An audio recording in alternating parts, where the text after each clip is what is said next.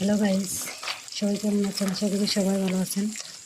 তো দুপুরে রান্না করতেছি কই মাছ দিয়ে ফুলকপি দিয়ে রান্না হবে।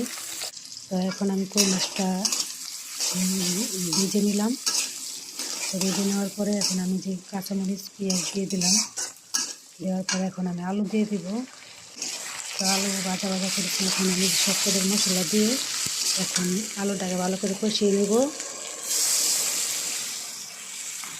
অল্প একটু জল দিয়ে দিলাম।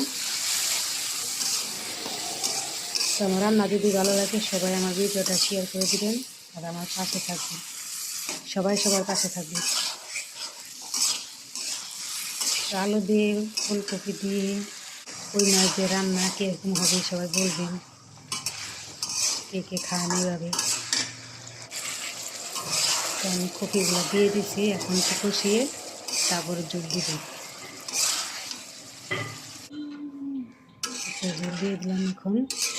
এখন ঢাকনাটা ঢেকে দিব। প্রায় হয়ে এসেছে। এখন মাছগুলো দিয়ে দিলাম, ভাজা মাছগুলো দিয়ে ধনে পাতা দিয়ে দেবো।